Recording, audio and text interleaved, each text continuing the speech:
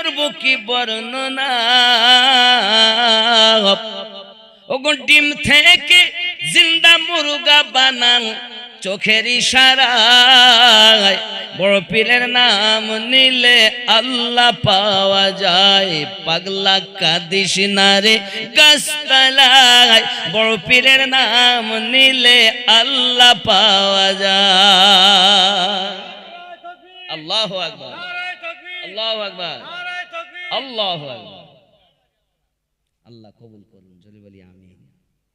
আব্বা আমার হয়তো অনেকে বলছেন নারায়ে রিসালাত এই বেরিলিওয়ালারা দেয় না বাবা, নারায়ে রিসালাত প্রেমিকরা দেয়। কারা দেয়? ওলি আল্লাহর স্লোগান ওলি প্রেমিকরা দেয়, নবীর স্লোগান নবী প্রেমিকরা দেয়, আল্লাহর স্লোগান আল্লাহর বান্দা বান্দিরা দেয়। জোরে বল। এখানে কোনো পন্থীর কথা নেই। কেউ যদি বলে যে পন্থী, তাহলে ওর ভুল ধারণা। দলিলে এসেছে রিসালাতের ডাঙ্কা বাজানো সাহাবীদের উলফাত ছিল। বাবজি আমার, যাই হোক, এখন কথা হলো আমাদের নবী সাল্লাল্লাহু আলাইহি ওয়াসাল্লামের ইশারাতে পাথর কথা বলেছে। আবু জাহেল নবীকে জাদুগার বলেছে নাকি? নবী কি জাদুগার? আমার নবীর মতো পাওয়ারওয়ালা আর কোন নবীকে আল্লাহ বানিয়েছেন? আমার আল্লাহ পাক আল্লাহ তাআলা বলেন, আয় আমার হাবিব, শুধু এতটুকুই নয়, সূর্য ডুবে যাবে, সূর্যকে আপনি আবার পুনরায় আসরের টাইম বানিয়ে দিন। কেউ দুনিয়ার মানুষ যেন আপনাকে আমি আল্লাহ থেকে পৃথক না করে দেয়। নবী আপনি খোদা নন, আমার হাবিব আমার বন্ধু থেকে আপনি পৃথক নন। কেমন বন্ধু? আপনার মতো বন্ধু আমি আর কাউকে বানাইনি। হাজী সাহেবের কাছে শোনেন, মদিনায় যখন গিয়েছিলেন, কারণ নবী রাজি হলে আল্লাহ রাজি হবে, বলি দি গজলে তো বলে গেলাম, তাহলে এর দলিল লাগবে না? হাজী সাহেবের কাছে শোনেন, মদিনায় যখন গেছেন একটা মসজিদ দেখেছেন, ওই মসজিদটার নাম হলো মসজিদে কিবলাতাইন। তার অর্থ হলো দুই কিবলা বিশিষ্ট মসজিদ। আছে না?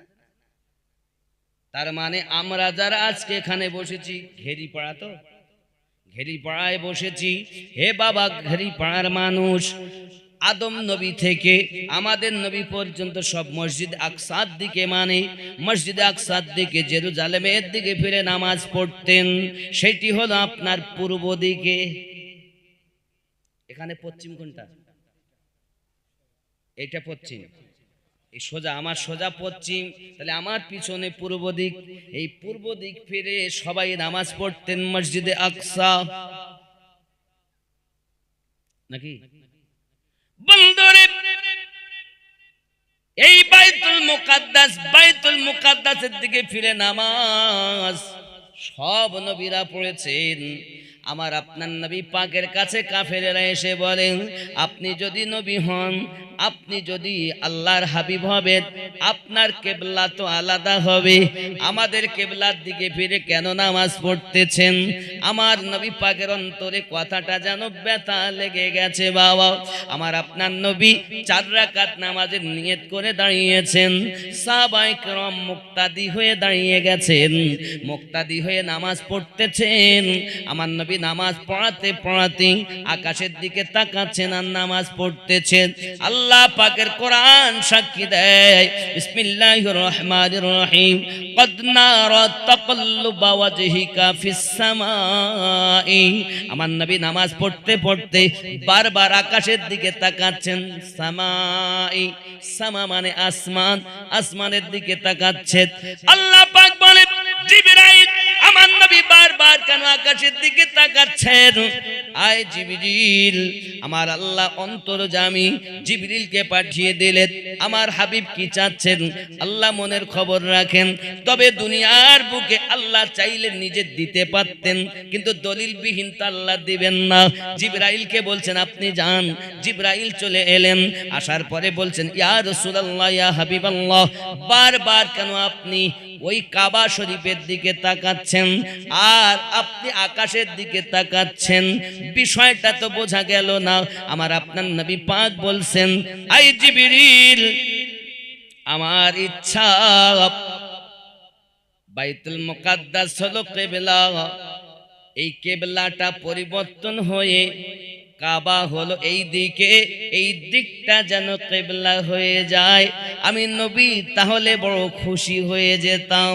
আমার আল্লাহ বলেন, হাবিব আপনি যাতে রাজি, আমি আল্লাহ তাতে রাজি। নবী গো, যে হালাতে আপনি দাঁড়িয়ে আছেন গো নবী, যে হালাতে নামাজ পড়তেছেন আপনি সাহাবায়ে কেরামকে নিয়ে গো দয়াল, আপনি ওই হালাতেই আপনি কাবা শরীফের দিকে ঘুরে যান। এই কাবা কিন্তু আগে আমাদের কিবলা ছিল না।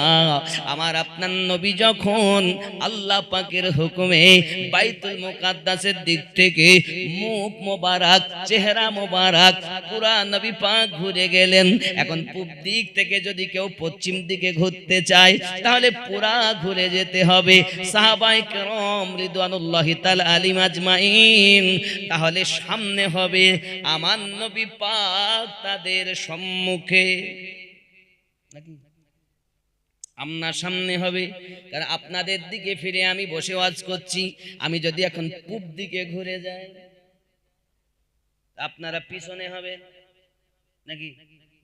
বাবজি নবী পাক যখন ঘুরলেন পূর্ব দিক থেকে পশ্চিম দিকে, অটোমেটিক সাহাবায়ে কেরাম ঘুরে যাচ্ছেন পূর্ব দিক থেকে পশ্চিম দিকে।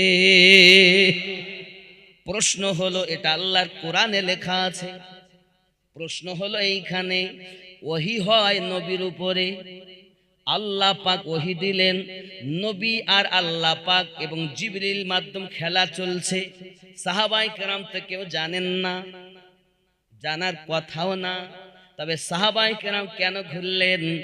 নামাজ শেষ হওয়ার পর আমার আপনার নবী, প্যারা নবী ঈমানের পরীক্ষা নিচ্ছেন। ও সাহাবায়ে কেরাম, আপনারা নামাজ পড়তে পড়তে কেন ঘুরেছেন? সাহাবায়ে কেরামেরা বলেননি, হুজুর দলিল নাই, দলিল দিলে মানবো, হাদিস দিলে মানবো, কোরআন দিলে মানবো, তারপরে আমরা করব। বরং তো মুহাব্বতের কথা বলেছেন দয়ার নবী। আপনি পূর্ব দিকে মানে মসজিদ বাইতুল মুকাদ্দাসের দিকে ফিরে নামাজ পড়তে দাঁড়িয়েছেন, আমরা ইক্তেদা করে দাঁড়িয়েছি। আপনি যখন বাইতুল মুকাদ্দাস থেকে নিজেকে ঘুরিয়ে নিয়েছেন, আমরা জানি না কিবলা কোন দিকে, আমরা জানি নবী যেদিকে আমরাও সেই দিকে। ওগো নবী, আল্লাহ আমরা দেখিনি, আল্লাহ আমরা দেখিনি, আপনাকে দেখেছি। জাহান্নাম আমরা দেখিনি, আপনাকে বিশ্বাস করেছি। জান্নাত আমরা দেখিনি, আপনাকে বিশ্বাস করেছি। ফুলসিরাত আমরা দেখিনি, আপনাকে বিশ্বাস করেছি। মরার পরে উঠতে হবে আমরা দেখিনি, আপনার কথা বিশ্বাস করেছি। দয়াল, নামাজের হালাতে যখন আপনি ঘুরে গেছেন, আপনি যেদিকে আমরাও সেই দিকে। এখন আল্লাহ আল্লাহু আকবার, আল্লাহু আকবার। কথায় কথায় যারা শুধু বলে দলিল দাও, বলে না দলিল দাও, বুঝতে হবে দলিল চাওয়া অভ্যাস সাহাবীদের নয়, দলিল চাওয়া অভ্যাস হলো ওয়াহাবীদের। আর মোহাব্বত করে মেনে নেওয়া প্রেম হলো সাহাবায়ে কেরামের, নাকি? এটাই কোরআন। বন্ধুরে আমার, আল্লাহর কোরআন সাক্ষী দেয় সাহাবায়ে কেরাম রিদওয়ানুল্লাহি তাআলা আলাইহিম আজমাইন নবীজিকে কখনো এমন ভাবে বাবা আদব করে দাঁড়াতেন।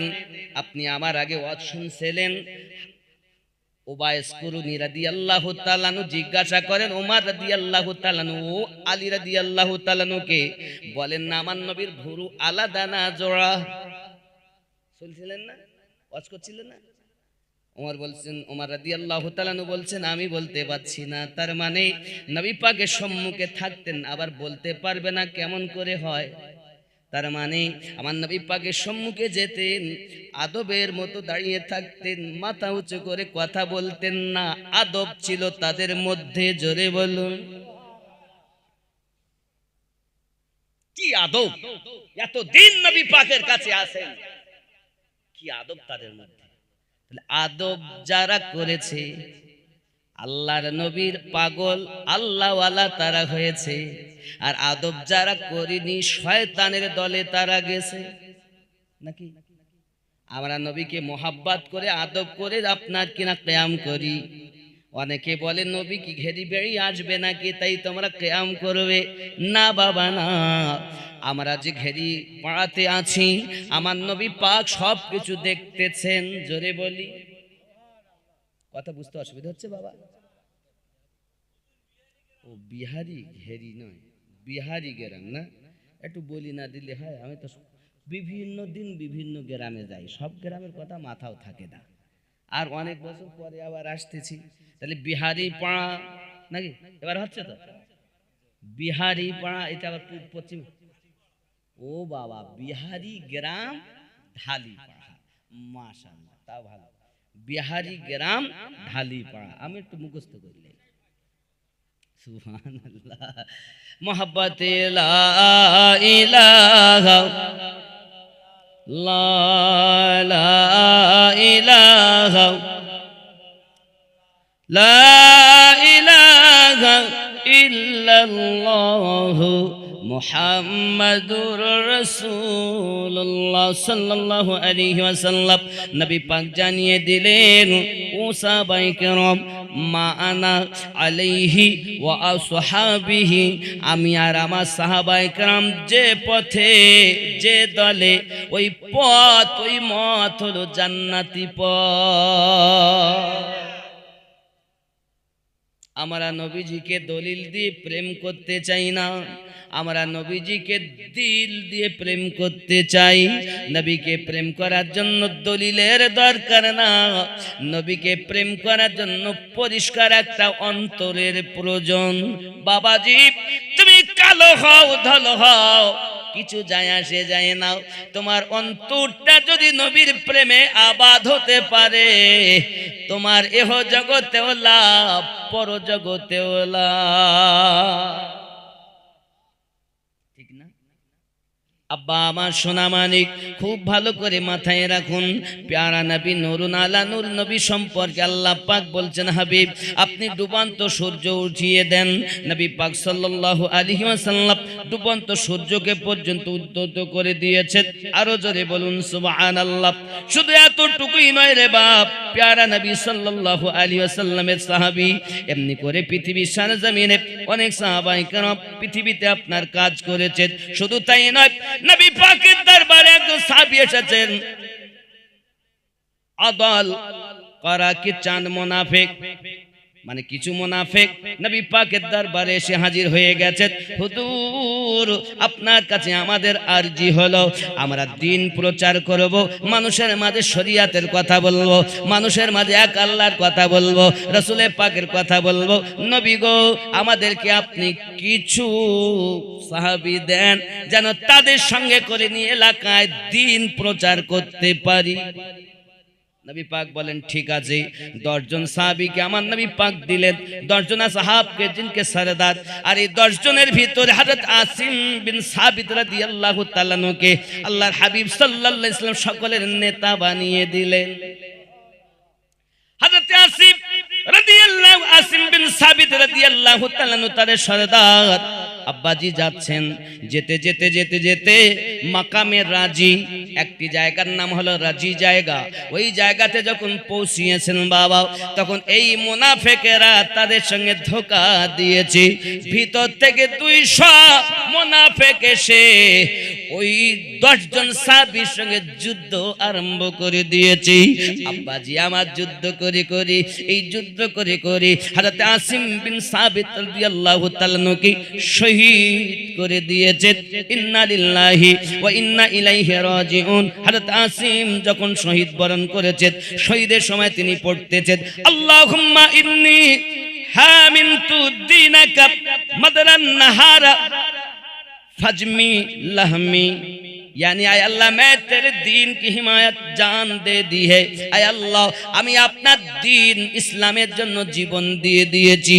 আয় আমার রব, এখন তারা আসবে আমার কাছে, আমার মাথাটা কেটে নিয়ে চলে যাবে। আল্লাহ আমি চাই না, তুমি আমাকে হেফাজত করো যেন মুনাফিকের দল আমার মাথা কেটে না নিয়ে যেতে পারে। আমার আল্লাহ পাক আল্লাহ তাআলা এমন দয়া করলেন বাবা, সঙ্গে সঙ্গে মুনাফিকরা আপনার কিনা কাছে আসতে পারে না বন্ধু। আল্লাহ পাক মধুমাখি পাঠিয়ে দিয়েছেন, ওই মৌমাছির দল এসে আসিম বিন সাবিত রাদিয়াল্লাহু তাআলা নূর কাছে আপনার কিনা এমন ভাবে ঝাঁক মেরে আছে, কোন মুনাফিক নিকটে যেতে পারে না। সারা দিন যখন কোনো কাজ করতে পারিনি, তার লাশের মাথা খানা কেটে নিয়ে যেতে পারিনি, এ জওয়ান যুবক আমার সঙ্গে সঙ্গে করলো কি, এমন সময় যখন রাত হয়ে গেছে তারা আরাম করে বলি, যখন মাসি চলে যাবে রাতের বেলা তখন আমরা তার মাথা কেটে আনবো। আল্লাহ পাক আল্লাহ তাআলা এমন একটি প্লাবন দিলেন, তুফান দিলেন, পানি দিলেন, ওই পানিতে আসিম বিন সাবিত রাদিয়াল্লাহু তাআলা লাশ অন্য জায়গায় আল্লাহ হেফাজত করে নিয়েছে। বন্ধুরে আমার, अल्लाह और करा के चंद मुनाफिक हुजूर की खिदमत में हाजिर होकर 10 साहबाए करम নিয়ে চলে গেছেন। আব্বা আমার খেয়াল করুন, এখন ওনাকে শহীদ করে দেওয়ার পর 2 জন সাহাবী যাদেরকে গ্রেফতার করে নিয়েছে, আরো 8 জনকে তারা শহীদ করে দিয়েছে। আসিম বিন সাবিত সব আরো 10 জনকে, যখন 8 জনকে শহীদ করে দিয়েছে, এদেরকে শহীদ করে দেওয়ার পর 2 জনকে নিয়ে গেছেন ধরে। একজনের নাম হাবিব আর একজনের নাম হযরত যায়েদ রাদিয়াল্লাহু তাআলা আনহুমা। এই 2 জন সাহাবীকে তারা ধরে নিয়ে গিয়েছে। নিয়ে যাওয়ার পরে বাবা আমার মক্কে কুরাইশ के पास फरोख्त कर दिया। और ওই মুনাফিকের দল এই হযরত খাবাব রাদিয়াল্লাহু তাআলা আনহু আর যায়েদ রাদিয়াল্লাহু তাআলা আনহুকে আপনার মক্কার কুরাইশদের কাছে আপনার বিক্রি করে দিয়েছে। আব্বা আমার সোনামানিকেরা বিক্রি যখন করে দিয়েছে, हज़रत खबीब रज़ियल्लाहु ताला के जंग उहुद में हारिस बिन आमर को कत्ल किया था। और उहुदेर मैदाने हज़रत खबीब रज़ियल्लाहु ताला जायद बिन आमर के जहन्नामे पाठिए दिएছিল बाबा। এই জন্য খেয়াল করে দেখুন, इसलिए उनको हारिस के लड़कों ने खरीद लिया। बाबा আমার हज़रत खबीब रज़ियल्लाहु ताला के খরিদ করে দিয়েছে। সেই আমেরের বেটা যখন খরিদ করে নিয়েছে বাপ, এই কারণে বাপের কতলের বদলা নেব খাবাবকে আপনার কতল করে। হাদিস শরীফের ভিতরে আসতেছে, যখন তারা বাড়ি নিয়ে পৌঁছে যায়, এই 2 জন সাহাবীকে আপনার কিনা না খেতে দেয় না পড়তে দেয়। কয়েকদিন ক্ষুধার্ত করে আপনার রেখে দিয়েছে, কয়েকদিন ক্ষুধার্ত রেখে দিয়েছে।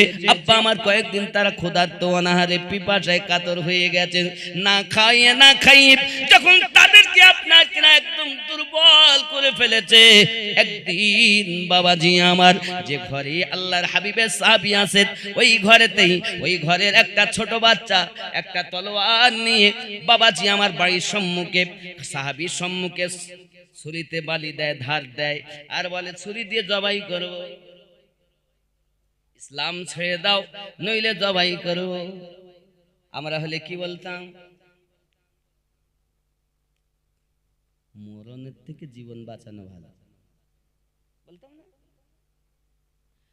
সাহাবী রাসূল কিছুই বলেন না, চুপচাপ চুপচাপ তাদের বাড়ি না খেয়ে রয়েছেন। কয়েকদিন পর যখন বলছে দিন ইসলাম ছেড়ে দাও, নইলে আমরা কতল করে ফেলবো, যেহেতু তুমি আমার পিতাকে কতল করেছো, আমার পিতাকে জাহান্নামে পাঠিয়ে দিয়েছো, আমিও তোমাকে কতল করে দেব। এমন সময়তে খাবিব রাদিয়াল্লাহু তাআলা বলতেছেন, আমি জীবনের বিনিময় ইসলাম ধর্মকে ভালোবাসি। বন্ধু আমার, কিতাবের মধ্যে লেখা সাহাবী রাসূল বড় পরেশান হয়ে গেলেন, হায়রান হলেন। এমন সময় সেই বাড়ির একটা ছোট ছেলে ওই তলোয়ারখানা হাতে করে নিয়ে খেলা করতে করতে খাবিব রাদিয়াল্লাহু তাআলার কাছে এসে হাজির। খাবিব বললেন কি তার ছোট বাচ্চাটাকে তলোয়ার সহ বসে খাবিবের কোলে বসিয়ে আদর করতেছে। সুবহানাল্লাহ বলেন। মা দেখতে পেয়েছে চোখে বাচ্চাটা, স্বামী কি দেখো সর্বনাশ, দেখো বাচ্চাটাকে কোলে করে নিয়েছে, যাকে আমার কয়েকদিন খেতে দেই না, ও আমার বাচ্চাকে তলোয়ার দিয়ে তো জবাই করে দেবে, তার তো জীবনের ভরসা নেই, পরোয়া নেই, কিন্তু আমার বাচ্চাটাকে তো মেরে দেবে। তাড়াতাড়ি যাও, তাড়াতাড়ি যাও। আল্লাহর হাবিবের সাহাবী বলছেন, আমরা এরকম নমক হারাম নয়, আমরা নবীর কাছে শিক্ষা পেয়েছি ইসলামের জন্য জীবন দিতে পারি। আপনি হয়তো মনে করতেছেন আপনার বাচ্চাকে বুঝে আমি জবাই করব, না না না, আমরা এমন মুনাফিক নয়, এমন দুর্বল আমাদের ঈমান নয়। এই বাচ্চাকে নবী ছোট বাচ্চাকে ভালোবাসেন বলে নবীর সুন্নাত বজায় রাখার জন্য বাচ্চাটাকে কোলে করে আদর করি। এ বন্ধু, যার বাড়ি খেতে দেয় না, যারা জবাই করার জন্য ছুরি ধার দেয়, তার সন্তানকে কি কেউ ভালোবাসবে? এটা সাহাবীদের নীতি। বলুন আমাদের নীতি কি? যদি তাদের সন্তান আমি তো আমাকে তো জবাই করবে বলে ছুরি বালি দেশে ধার দিয়েছে, এ ছেলে দেখে কি আমি যাবো তো কাউকে নিয়ে তাই যাবো, বলিনি আমরা অনেক সময়? আমি একা মরবো তার নিয়ে তাই মরবো, বলতাম না? সাহাবী রাসূল বলেন না, এই জিনিসটা আমাদের নবী শিক্ষা দেননি। নবী শিক্ষা দিয়েছেন দ্বীনের জন্য জীবন দিতে পারি, কিন্তু ঈমান বিক্রি করতে পারবো না। কিতাবের মধ্যে আসতেছে ইসলাম ধর্ম এমন ধর্ম, বাবা ইসলামের জন্য নবীর জন্য সন্তান কুরবান করেছে। বলুন সুবহানাল্লাহ। জিহাদের মাঠে একবার হযরত আবু বকর রাদিয়াল্লাহু তাআলা আনহু নবীর পক্ষে যুদ্ধ করছেন, আর আবু বকর রাদিয়াল্লাহু তাআলা আনহুর বেটা বেদিনের পক্ষে যুদ্ধ করছেন নবীর শত্রু হিসাবে। এখন করতে করতে বাপ যুদ্ধের মাঠে দুইবার তিনবার আবু বকর রাদিয়াল্লাহু তাআলা তার বেটার তলোয়ারের নিচে এসে গেছে, বাপ বলে ছেড়ে দিয়েছে। যখন বেটা কলেমা পড়ে ঈমান নিয়ে আসে, একদিন বেটা আব্বাকে বলছেন, আব্বুজি আমি আপনাকে বড় উপকার করেছি। কি করেছিস বেটা তুই আমার? তিনবার যুদ্ধের ময়দানে আপনি আমার তলোয়ারের নিচে এসেছেন, আমি আপনাকে বক্সে দিয়েছি, ক্ষমা করে দিয়েছি, জবাই করিনি। বাপ আবু বকর রাদিয়াল্লাহু তাআলা বলছেন, বেটা রে আমার বয়স হয়ে গেছে, তোর মতো আমার গায়ে শক্তি নাই, তাই তোর তলোয়ারের ভিতরে এসে গেছি। জেনে রাখ, একটি বারের জন্য যদি তুই আমার তলোয়ারের নিচে আসতিস, আমি আবু বকর আমি নবীকে এত ভালোবাসি, আমার নবীর প্রেমের কাছে তোর মতো বেটাকে আমি পরোয়া করি না। একবার যদি আমার তলোয়ারের নিচে আসতেছিস বেটা, আমি বেটা বলে মায়া না করে তোর গলা দুভাগ করে দিতাম। এর নাম ইসলাম, এর নাম ইসলাম ধর্ম। রাসূলের প্রেমে বেটা কুরবান, রাসূলের উলফতে तमाम জাহান কুরবান।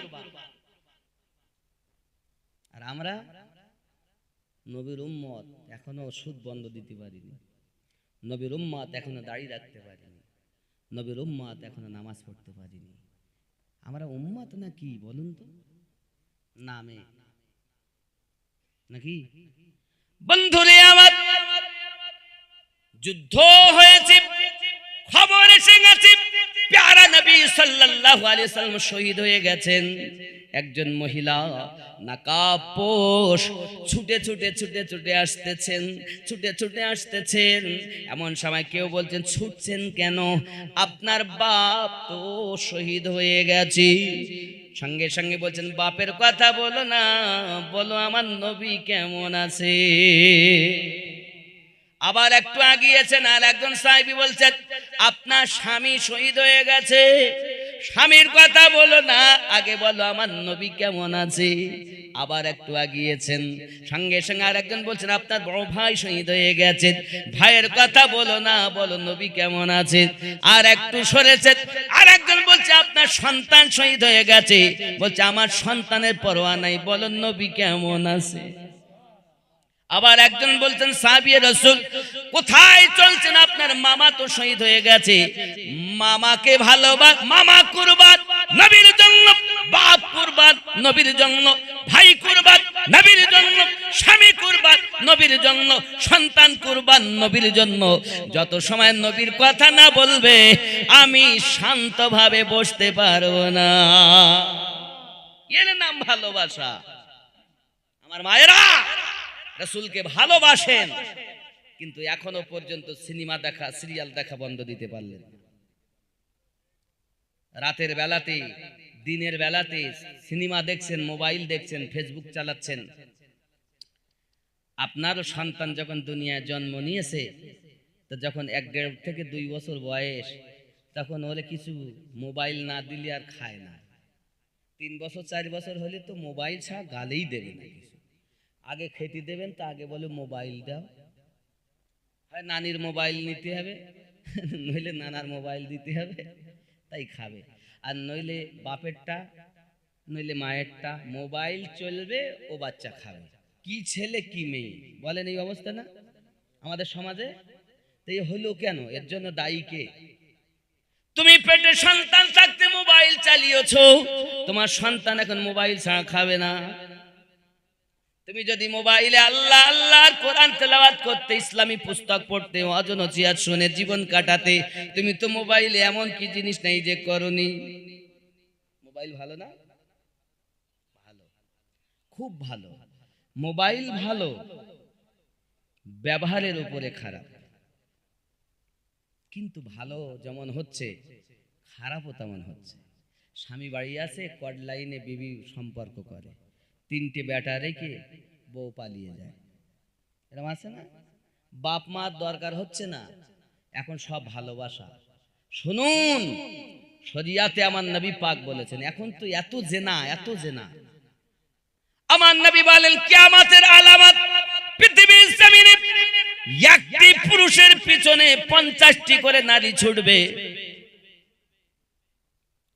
এখন যেমন আপনি দেখছেন, কুত্তা শ্রাবণ ভাদ্র মাস এলে কুত্তা যেমন রাস্তাঘাটে চলে, এখন শুরু হয়ে গেছে ছেলে আর মেয়ের অগাধ মেলামেশা, হয়নি? এরপরে আরো খারাপ জায়গায় যাবে। একটা একটা নারী, একটা একটা নারী, বাবা একটা একটা পুরুষের মিজে 50টি করে নারী ছুটবে। এই পুরুষ আর পারবে না ক্ষমতায়, ভয়ে পালাতে লাগবে। আব্বা আমার গাছের উপরে চেপে যাবে, এই নিচে থেকে এরা আবার গাছ ধরে নাড়া দেবে, ওখান থেকে ভয়ে পেশাব করবে, আর ওই পেশাব তারা হা করে খাবে, আর ওই পেশাব থেকে আল্লাহ সন্তান দেবে। আব্বা আমার এইসব সন্তান হবে জালিম, অত্যাচারী। আল্লাহ পাক তাদের উপরে কিয়ামত নাজিল করবে। আল্লাহর কাছে কাঁদুন, যেন আল্লাহ এসব আমাদের দিন না দেখতে হয়। এগুলো কাঁদুন আল্লাহর কাছে। আল্লাহর হাবিব বলেন, ওই সময় ঈমান বাঁচিয়ে রাখা এত শক্ত হবে, ঈমানদারগণ কবরের কাছে যাইয়া কাঁদবেন আর বলবেন, আল্লাহ যদি কিনা এই কবরের ভিতর আমি থাকতাম, তাহলে দুনিয়ার পাপ আমাকে দেখতে হতো না। আয় আল্লাহ, মাটি ফাঁক করে দেন, আমি এই মাটির ভিতরে ঢুকে পড়ি। ঈমানদার মসজিদ ভর্তি মুসল্লি হবে, ঈমান থাকবে না। ঈমান বাঁচানো এত শক্ত, হাতে আগুন নেওয়া যেমন শক্ত। আব্বা আমার ঈমান, আমার গৌস ওয়াহারি আলিমুদ্দিন নকশবন্দি রহমাতুল্লাহ আলাইহি বলেছেন, ঈমান অমূল্য রতন, ওরে দিন থাকিতে করো যতন রে, ঈমান অমূল্য রতন, ওগো দিন থাকিতে করো যতন রে। ঘুম হবে না থাকবে চেতন, ঘুম হবে না থাকবে চেতন, থাকবে ঈমান বুক ভরা। হিংসা দিয়ে হিংসুকের মন, ওগো যায় না জয় করা। এ বন্ধু, আরামের বিছানা আপনার জন্য হারাম হবে। বিছানায় ঘুমালে মনে হবে যেন কাটা ফুটছে। আল্লাহর প্রেমিক নবী প্রেমিকরা তারা বিছানায় বেশি ঘুমাতে চালে না, তারা বিছানা থেকে উঠে নিশিরাতে আল্লাহর দরবারে ঝুঁকে যায়। আয় আল্লাহ, আমি পাপী, আমার মতো জালিম, আমার মতো অত্যাচারী বুঝি আর কেউ নাই। বন্ধু আমার, এরা যখন কাঁদে আমার আল্লাহ পাক বলেন দুনিয়ার মানুষ শুয়ে গেল। আল্লাহ ফেরেশতাদেরকে ডেকে ডেকে বলেন, ফেরেশতারাও দেখো তার মা ঘুমিয়ে গেছে, বা ঘুমিয়ে গেছে, স্বামী স্ত্রী সব ঘুমিয়ে গেছে, চাইয়া দেখো না ছোট আমার বান্দা আমার বান্দি আমার কাছে ঝুঁকে ক্রোনাজারি করে। ফেরেশতারা তোমরা বলেছিলে আদম বানাতে হবে না, তারা ফাসাদ করবে, ঝগড়া করবে। চাইয়া দেখো ফেরেশতা আমার বান্দা আমাকে কত ভালোবাসে, আমার বান্দি আমাকে কত ভালোবাসে। এ ফেরেশতারা, আমি আমার বান্দাকে আমার বন্ধু বানায়া নিলাম। তার জবানে আমার দেওয়া পাওয়ার, তার হাতে আমার দেওয়া ক্ষমতা, তার চোখে আমার দেওয়া ক্ষমতা, তার পায়ে আমার দেওয়া ক্ষমতা। যত আমি আল্লাহর ইবাদত করবে আমি আল্লাহ তত পাওয়ার তোকে দান করব। আমরা রাতে একবার ঝুঁকি খাবো আর শোবো, ফজরেরও আজান দিলেও ঘুম ভাঙে না, আর বলতেছে আমরা সব নবীর দিওয়ানা। কি করে হয়? আমার মা খালা যারা শুনতেছেন আমার বক্তব্য রাতের বেলা, আল্লাহ পাক কোরআন শরীফে জানিয়েছেন বিসমিল্লাহির রহমানির রহিম, ওয়াল্লাযীনা ইয়াবিতুনা লিরাব্বিহিম সুজদাও ওয়া কিয়ামা। শীতের রাত বড় লম্বা লম্বা রাত হতো। আম্মা ফাতেমা রাদিয়াল্লাহু তাআলা আনহা তিনি রাতের বেলাতে আল্লাহর ইবাদতে ঝুঁকে যেতেন। জোরে বলুন। শীতের রাত এখন লম্বা না বড় রাত? তো না ছোট? বড় রাত না বন্ধু? আম্মা ফাতেমা জোহরা রাদিয়াল্লাহু তাআলা আনহা রাতের বেলাতে ঝুঁকে যেতেন, আল্লাহর ইবাদতে ঝুঁকে যেতেন। বাবা সারা রাত অতিবাহিত হয়ে বেলাল রাদিয়াল্লাহু তাআলার আযান ধ্বনি কানে এসেছে। আম্মা জান দোকানে হাত পেতে দিয়ে কাঁদতেছেন আর বলছেন, মাওলা রাত এত ছোট বানিয়ে দিয়েছেন যে আমি ফাতিমার একটা সেজদা এখনো কমপ্লিট হলো না। আল্লাহ পাক জানিয়েছেন, বান্দা বান্দি রে ভালো করে মাথায় রাখো। আল্লাহর নবী মুসা আলাইহিস সালাম যখন কোহে তুরে আল্লাহর সঙ্গে কথা বলেন, আল্লাহ গো আমি আপনাকে দেখতে পেলাম না, তুর পাহাড়ে পাহাড় জ্বলে ছাই হয়ে গেল। আমি মুসা আলাইহিস সালাম আপনার কাছে জানতে চাই, আয় আল্লাহ আপনাকে কি কেউ দেখা পাবে না? আমার আল্লাহ বলেন, নবী মুসা অবশ্যই আমাকে দেখতে পাবে। আল্লাহর কাছে বলেন, আল্লাহ তাহলে তারা কে দেখতে পাবে? আল্লাহ পাক বলেন, আমার আখেরি জামানার নবীর উম্মত আমি আল্লাহকে দেখা পাবে। বন্ধুরে মুসা নবী বলেন, আল্লাহ আপনি আখেরি জামানার নবীর উম্মতের সঙ্গে দেখা দেবেন। তখন নবী মুসা বলেছিলেন, আল্লাহ গো আমাকে যদি নবী না বানাইয়া আখেরি জামানার নবীর উম্মত বানাইতেন আমি নবী বড় খুশি হয়ে যেতাম। আল্লাহ আমাকে কি নবীর উম্মত বানানো যায় না? আল্লাহ পাক আপনি বলুন আখেরি জামানার নবীর উম্মতের সঙ্গে কখন দেখা দেবেন? কখন দেখা দেবেন? সঙ্গে সঙ্গে বলতেছেন, ওগো নবী মুসা, আমার বান্দা বান্দি আখিরি জামানার নবীর উম্মতেরা যখন নামাজে যাইয়া যখন সিজদাতে যায়, আমি আল্লাহ আমার বান্দা বান্দির সঙ্গে দিদার দিয়ে দে। দুনিয়া নারায়ে তাকবীর, নারায়ে তাকবীর, নারায়ে রিসালাত, নারায়ে বেলায়াত। মাথায় রাখ, আমাদের রাতের ঘুম যায় না, আর নবীর আশিকদের ইবাদত করে একটা সেজদা কমপ্লিট হয় না। আর এত ঘুমানোর পরও ঘুম হয়নি। 6 ঘন্টা 8 ঘন্টা ঘুমোচ্ছে, সকাল 8টা না বাইলে ওঠে না। আগে সকালবেলা যদি যারা ঘরে আর কি দেখবেন, ফজরের নামাজের পরে একটু যদি গ্রামে বার হন, তো দেখা যায় আগে তো অনেক বাড়িতে আওয়াজ শোনা যেত, গুনগুন গুনগুন করে কোরআন শরীফের। আর এখন আর শোনা যায়? কোরআন তেলাওয়াতের আওয়াজ শোনা যায় না। যদি একটু বেলা হলে শোনা যায় কি গান, সিনেমা, সিরিয়ালের আওয়াজ। কোরআনুল মাজিদের আওয়াজ আর তওবা করুন, নবীর উম্মত বলে পরিচয় দেন নিজেকে, ঠিক না? নামাজ পড়তে হবে না?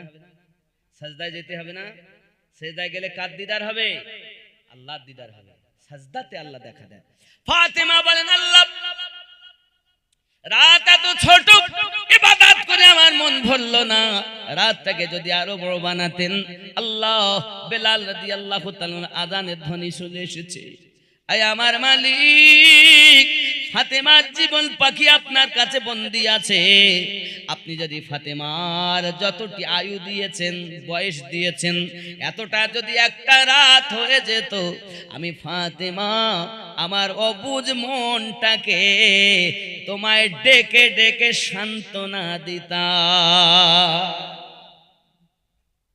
এত বড় শীতের রাতেও তার একটা সিজদা কমপ্লিট হয় না। আয় আল্লাহ, সুবহান রাব্বিয়াল আলা একবার বলেছি, আর বেলালের আযান শোনা গেছে। আল্লাহ, তারা কিভাবে বলতেন, কি প্রেমে থাকতেন। দেখবেন ভালোবাসার মানুষ যদি পাশে থাকে তো ঘন্টার ঘন্টা চলে যায়, বোঝা যায় না, বলে। আর যদি ভালোবাসার মানুষ যদি না হয়, সেটা 10 মিনিট থেকে তো মনে হয় সময় যাচ্ছে না। প্রেম যদি থাকে, এ তো 60 বছর অল্প দিনের বাজার, 60-70 বছরের আয়ু, ইয়ে মনে হবে যেন সামান্য। হ্যাঁ, আসলে আমাদের প্রেম নাই, দাবি করি আমরা নবী প্রেমের, ওলি প্রেমের দাবিদার সবাই, কিন্তু হাকিকাতে ধোঁকাবাজ। আপনারা এত কষ্ট করে জালসা দিয়েছেন, দাবি এটাই নবীর আশিক হন। আমি এদের বলেছি অন্তত 3 জন দাড়িওয়ালা হইতে হবে, 5 জন নামাজি হইতে হবে। এই ছেলেগুলো আমার কাছে গিয়ে তো বাড়ি গিয়ে বড় মহাব্বত করে দাওয়াত দিয়েছে বাবা। আর আমি কষ্ট করে আপনাদের কাছে এসেছি, অনেকটা ঘুরে, মানে সেই একেবারে ওই তাহারিয়া হসপিটালের পাশ দিয়ে হাওয়া হয়ে ওই সাইড দিয়ে ওই দিক চলে গেছে, মানে বিহারি গ্রাম ওই দিকেও একটা আছে, মানে বিহারি। আর মোবাইলের লোকেশন ওই দিক দেখে বলতে এদিকে না, আওয়াজ কিন্তু শোনা যাচ্ছে, আমি শুনতে পাচ্ছি ওখান থেকে, যদি এদিকে না ওই দিকে। আবার এরা আবার ছেলেরা গেল সেই মোড়ে, তারপরে আবার আসা। আমি তো ওদের বলে এসেছি, দেখো ফুরফুরা থেকে যিনি পীরজাদা আসছেন, ওনার জন্য কোনো অসুবিধা না হয়, ওনার জন্য অসুবিধা না হয়, ওটা একটু ঠিক করে নেন, উনি যেন সেইভাবে চলে আসেন। কারণ আমার হয়তো 10 মিনিট লেট হয়েছে, ওনার যেন না হয়। বেরিয়েছি কিন্তু অনেক আগে, কিন্তু এই ঘোরাঘুরির ঝালায় টাইমে ঢুকতে পারি। রাগ করছেন আমার কথায়? মোহাব্বতে দরুদ আল্লাহুম্মা সাল্লি মাওলানা মুহাম্মদ ওয়া আলা আলিহি।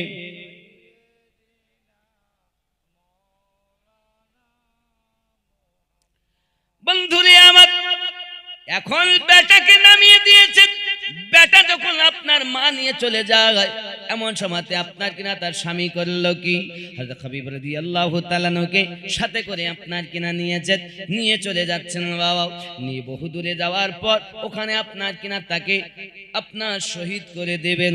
একটাই কথা বলছেন, ওগো নবীর সাহাবী, বলো ইসলাম ধর্ম ছাড়বে না কতল হয়ে যাবে?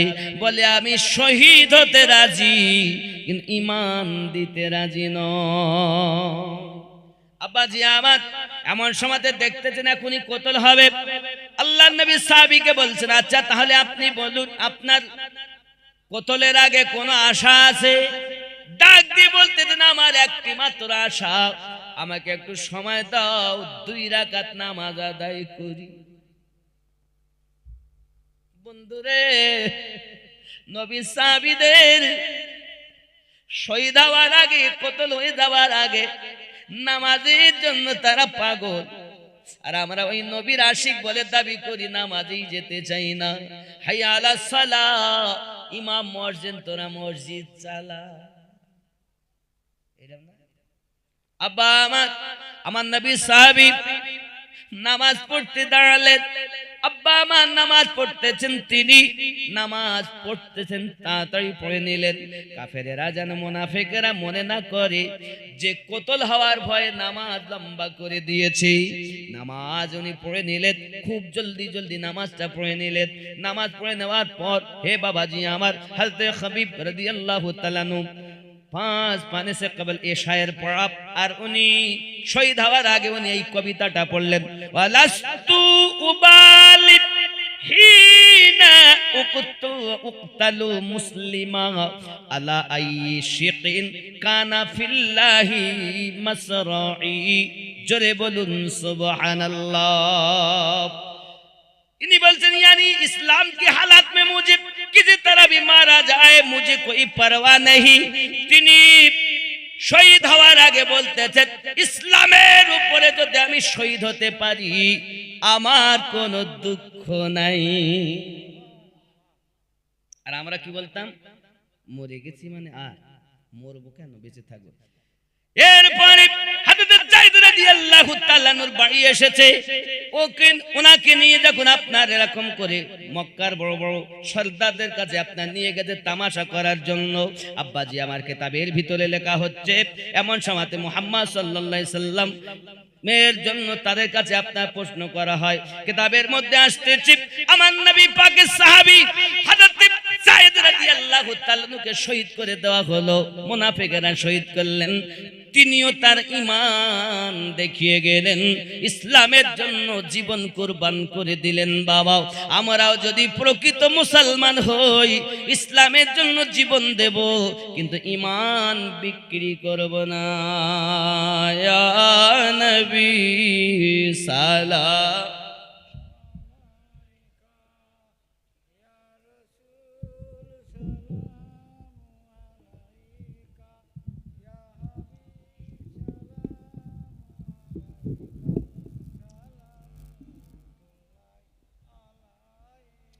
ইয়া রাসূলুল্লাহ,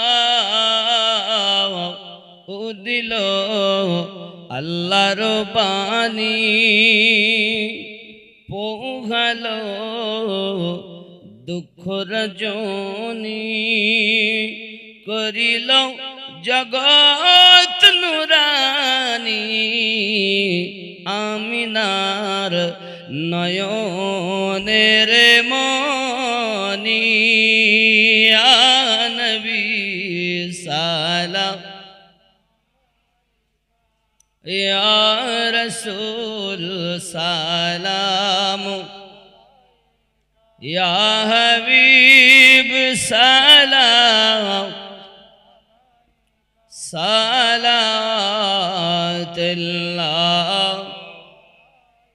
ইয়া রাসূলুল্লাহ।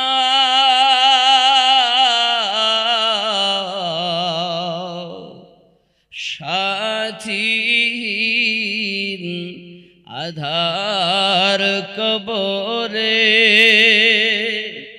কঠিন সওয়াল যাবে,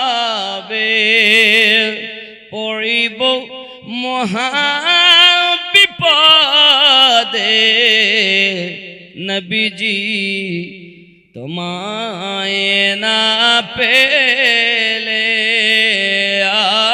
নবী ইয়া রাসূল সালাম ইয়া হাবিব সালাম সালাতুল্লাহি ইয়া রাব্বি সাল্লিম ওয়া সাল্লিম দাইমান আবাদা আলা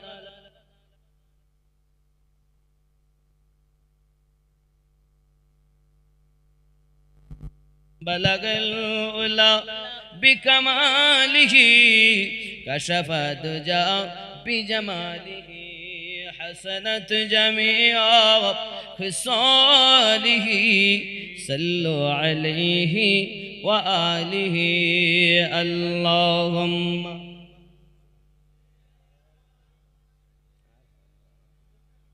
সম্ভব না, কারণ এদের আবার দাবি একটা যে ছেলেরা বিশাল চালা, টাইম হয়ে গেছে তোরা আসতেছ না।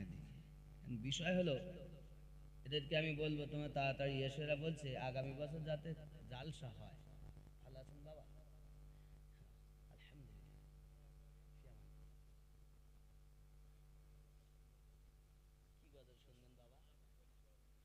আমার তো সবই ভালো। আচ্ছা যাই হোক, এই হ্যাঁ কিছু বলছেন, যে গজলটা শোনার ইচ্ছা বললে বলবে।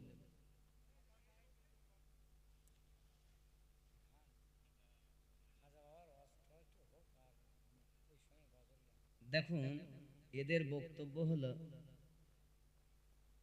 ওই যে খাজা পিয়া কোন গজলটা শুনতে চান? খাজা পিয়ার আমি তো কয়েকটা গজল বলি। খাজা তোমার নামটি মজা জপি দিবস রজনী মাইনুদ্দিন নাম মাইনুদ্দিন নামখানি তোমার নামের মালা গেথে কাটাবো জিন্দেগানি মাইনুদ্দিন নাম। আমার সঙ্গে বলতে পারবেন না মাইনুদ্দিন নামখানিটা? মাইনুদ্দিন নামখানি খাজা তোমার নামটি মজা জপি দিবস রজনী মাইনুদ্দিন হিন্দালি গরিব নওয়াজ তুমি আতায়ে রাসূল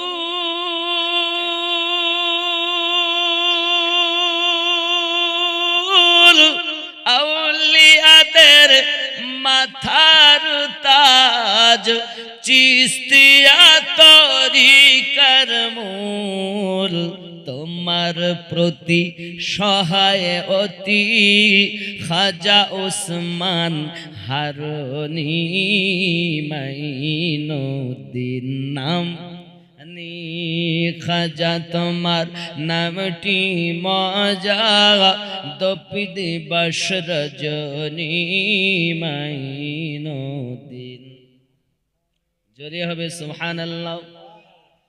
আল্লাহর ওলির কথা, আল্লাহর কথা হয় এ ভেদে তত বুঝতে গেলে কামেল মুর্শিদ ধরা চাই। সুবহানাল্লাহ বলেন। খাঁটি পীর ছাড়া বুঝতে পারবেন না।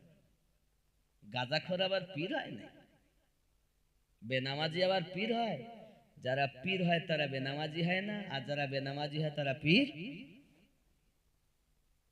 আল্লাহর ওলির কথা স্বয়ং আল্লাহর কথা হয় এ ভেদ তত্ত্ব বুঝতে গেলে কামেল মুর্শিদ ধরা চাই। নইলে ছোট লোটা হতে এলো গোটা না সাগরের পানি মাইনুদ্দিন নামখানি। জোরে হবে। আব্বা আমার গজল আপনারা শুনছেন, কিন্তু এরা বলেছে ছেলেরা খুব চালাক, নিয়ে আসছে না হুজুরকে, তবে কালেকশন চেয়েছি, অন্তত 5 মিনিট চাবো, তারপর দোয়া করব। আগামী বছর জালসা হবে, তার জন্য কে কি দিতে পারবেন? অনেকে বলেছে গত বছরে বলিল আমি গরু দেবো, ঠিক মতো দেইনি, এবার তা করলে হবে না। মানে জবান এক, মারা গেলে মাফ, বেঁচে থাকলে দিবেন। 5 কেজি 10 কেজি গোস্ত আছেন কেউ দিবেন? আগামী বছর জালসা, 1 বছর সময়, 1 বছর নবিয়ানা মেহফিলে দিলে লাভ। মানুষকে যদি খেতে দেন তবুও লাভ। নবী সহিহ বুখারী কিতাবুল ঈমানে হাদিস 8 নম্বরে স্পষ্ট করেছেন, বলুন সুবহানাল্লাহ। আচ্ছা, এখানে যে আপনি তাবারক দিবেন, খেতে দিবেন, এতে লাভ না লস হবে? লাভ হবে না? তা হাদিস শরীফটা দেখেন, আমার নবী পাক কত সুন্দর করে জানিয়েছেন। সহিহ বুখারী কিতাবুল ঈমানে স্পষ্ট করে জানাচ্ছেন। দেখেন হাদিস নাম্বার 12, حدثنا عمر بن الخالد قال حدثنا ليث عن يزيد عن ابي الخير عن عبد الله بن عمر رضي الله تعالى عنهما ان رجلا سال النبي صلى الله عليه وسلم اي الاسلام خير قال تطعم الطعام وتقرأ السلام على من عرفت من لم تعرف। জোরে বলুন সুবহানাল্লাহ। একদিন নবী পাকের কাছে কোন একজন সাহাবী এসে জিজ্ঞাসা করছেন, কোন এক ব্যক্তি এসে জিজ্ঞাসা করেন, হুজুর ইসলামের মধ্যে কোন জিনিসটা উত্তম? নবী পাক বললেন, খানা খাওয়াও। সুবহানাল্লাহ। যাকে চেনো তাকে খাওয়াও, যাকে না চেনো তাকেও। সহিহ বুখারী কিতাবুল, সুবহানাল্লাহ। তাহলে খানা খাওয়ানো রাসূলে পাক বলেন ইসলাম ধর্মে উত্তম ও আফজাল বেহতার জিনিস। কে আছেন 10 কেজি গোশত সামনে বছর দিতে পারেন? মায়ের নামে, বাপের নামে, দাদা দাদির নামে, তারা চলে গেছে কবরে, আর কিছু চাইবে না, কিন্তু তাদের নেক আমল বন্ধ হয়ে গেছে। আছেন কেউ 10 কেজি গোশত দিবেন? বাবা নাই। 2000 টাকা দিবেন? নাই। 1 বস্তা চাল দিবেন, বিরানির চাল? নাই। বাবজি আমার, আপনারা হুজুর না আনলেও আমি কিন্তু নেমে যাব, এটা মাথায় রাখতে হবে। এর জন্য বলবো, পৃথিবীতে জোর করে কারো কাছে কিছু না। আমি আপনাকে অনুরোধ করি, হাতে ধরি, যে জায়গা ধরলে সেই জায়গা ধরে, যে জায়গা ধরলে খুশি হবেন সেই জায়গা ধরে। আল্লাহর রসুলের প্রেমে, পিতা মাতার ভালোবাসায় কেউ আছেন দাদা দাদি নানা নানির নামে 10 কেজি গোশত দেবেন?